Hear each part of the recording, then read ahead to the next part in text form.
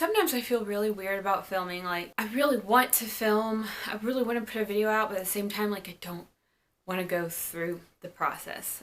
So that's how I'm feeling it this week. So today's video isn't really the video that I necessarily wanted to make today, but it's the only one I'm prepared for at this moment. So today we're going to talk about the remakes of Black Christmas.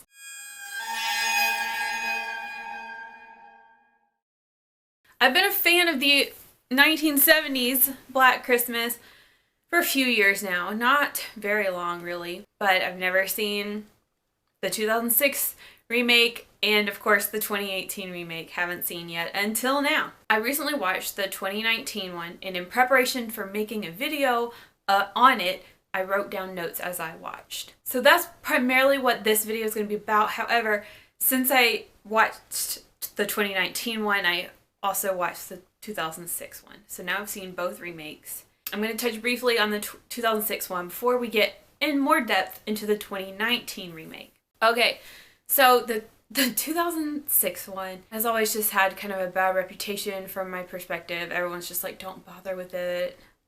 Whatever, like it's not as good. Sure, I wouldn't expect it to be as good. But I've noticed now, as we're all getting older, things from the 2000s are starting to age charmingly. Especially since the 2019 remake came out, I feel like people are looking more favorably upon the 2006 remake. A few things that I liked about the 2006 remake. One is that there's more girls. They're all like super hot. I don't know, that's so shallow, but we get more of a sorority experience because there are several of them there. But we still get that great feeling of isolation due to the snowstorm. I also love that Phil is the house mother. Of course, that is awesome. And I like that it is a kind of it's the same story basically. Like, it's not a complete remake, I guess. So they still have like Billy, and they gave Billy a backstory. And although it was a valiant effort, I did find that Billy and Agnes it just seemed kind of goofy. It wasn't very scary. Now, I love when people can retroactively apply a backstory and kind of like fit it together. So props for that, but something about it just seemed silly. The eyeball stuff was very interesting. They pushed the envelope there, so that was cool.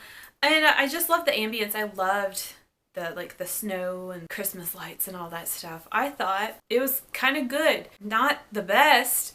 So I'm keeping it. I bought it on DVD. I bought it secondhand for like $4. I think we'll probably watch it every Christmas. Obviously, the original is still the best, of course, but I quite enjoyed the 06 one. Now, let's move on to the 2018. There's so much to say. It got terrible reviews. I read a lot of the reviews, and I can't help but think if it wasn't called Black Christmas, then maybe it would have done better. Those are huge shoes to fill. To associate your film with one of the greatest films of all time is ballsy. So me, with remakes, I go in like not expecting anything and trying not to compare because it's gonna be a new take on it. And this is really a new take, okay? And I can't help but think they only called it Black Christmas because it was a sorority house on Christmas. Other than that, it had nothing to do with the original. Okay, so let's just run through my notes. This was directed by Sophia Takal. I don't know if I'm saying that right. I saw the preview, back when it was gonna come out. And honestly, if you watch the trailer, it pretty much tells you what the movie is. But I love sorority and fraternity movies, whether it's a horror movie or something else. I'm here for it, okay? So I was intrigued. I was like, obviously it's not going to be the same as the 70s one, but I mean, it could be good.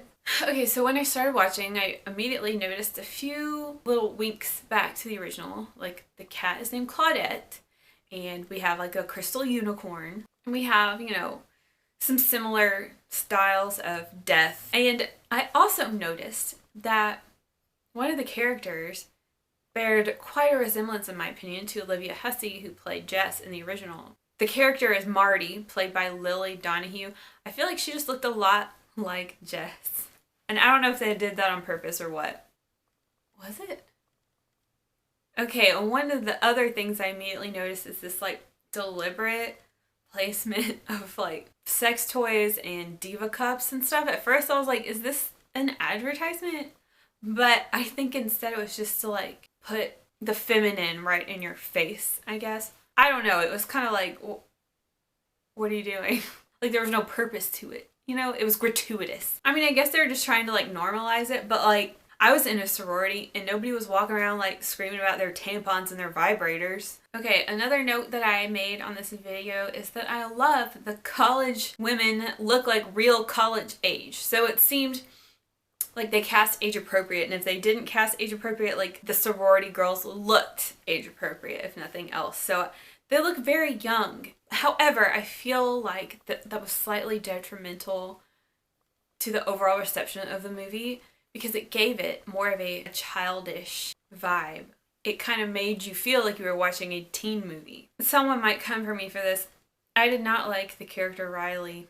She wasn't enjoyable, and I just really wish she would just brush her hair a little bit. The film is incredibly predictable. As soon as I saw that professor, I knew he was involved with a fraternity.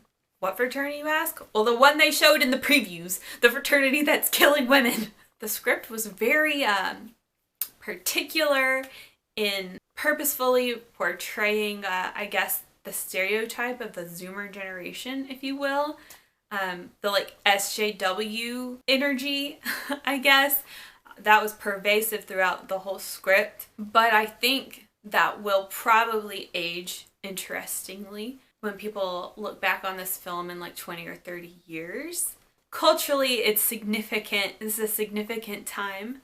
So it will be interesting to see how it ages. Okay, so at first I wasn't too keen on like Riley's backstory. I guess it seemed predictable or stereotypical or something. Like I was just like, ugh. But then when they did their little performance at the talent show, I think that increased tension in that it kind of put a target on that sorority's foreheads specifically. As an audience, you were like, oh, they're gonna get it now. As for the characters, I think they did a good job of demonstrating like sisterhood and like actual sisterly love and like care that they had for each other, because I feel like that is something that sorority movies do overlook. They portray sororities as being shallow or, you know, not real friends. However, I don't think any of the characters became particularly lovable. There was nobody that you were like rooting for, or me anyway. There's no one I was rooting for or like particularly attached to. I thought the wardrobe and stuff was like dreary, boring, whatever. But I guess that's how people dress right now anyway, right? The Christmas lights though, visually, the Christmas lights made the movie. Okay, I have made a note that at 57 minutes into the movie, I realized this isn't really a horror movie. I noted that it just seemed like more of a thriller or suspense. There was very little action, and I can see why this did get low ratings, especially compared to the original. A killer like Billy is much more terrifying than hooded frat guys just walking around in your house. There was no mystery. Like I said, this is a predictable movie, so there's no mystery to any of this. Like, you know what's happening. Whereas in Black Christmas, you didn't know what the heck was happening. I'm just looking through the rest of my notes, and I'm just kind of tired.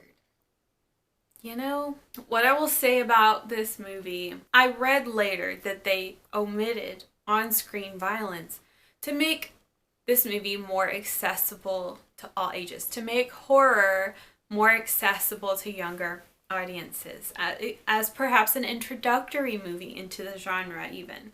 But because of that, it does not feel like a horror movie, does not feel like an adult's movie. It just kind of seems like a Lifetime movie, or like a Nickelodeon special. It felt very juvenile, and although the premise was actually pretty cool despite being super predictable, I just felt like it didn't deliver what us seasoned or mature horror fans would want from this movie. I think perhaps they tried to cater to too broad an audience at once, and perhaps it just fell flat because of that. I didn't think it was terrible. Obviously, we're not comparing to the original, or even the '06 version, really. And perhaps the feminist message was a little like over the top. It's like they're telling us stuff we already know. Like, we understand feminism. And I guess the like kind of apocalypse at the end, where all the sorority sisters are like, all the different sororities are coming together and engaging in hand-to-hand combat with the evil fraternity. Like, it was like kind of cute, but I just felt like it was too campy. And this is from someone who likes campy stuff, but it just seemed almost like a comedy. But I guess with this movie, I wanted something a little more. Come on. Obviously, this is the perfect setting. A sorority house at Christmas. Like, you could do so much with that. And I feel like that's why we have had 2 remakes so far. And I would like to see more, because the basic premise of a sorority house, either on a campus where people are moving out or a campus where people are snowed in, I think that's such a great setting for a horror movie. And I would encourage more remakes, because let's keep trying till we get a good one again, you know? Okay, so in conclusion, I will just say, like, it was all right. I think they kind of dropped the ball on some things, or forgot to tie up some loose ends, and then by taking out any violence or real terror or real horror in any way, it was just kind of like, what did I just watch, you know? Maybe some 12-year-old out there had a great time and now they're in love with horror. Who knows? And at least we're keeping the name of Black Christmas alive, right? It was all right. And I'm probably the only person who gave it such a nice review. I'd love to know what you thought about the 2006 Black Christmas or the 2018 Black Christmas.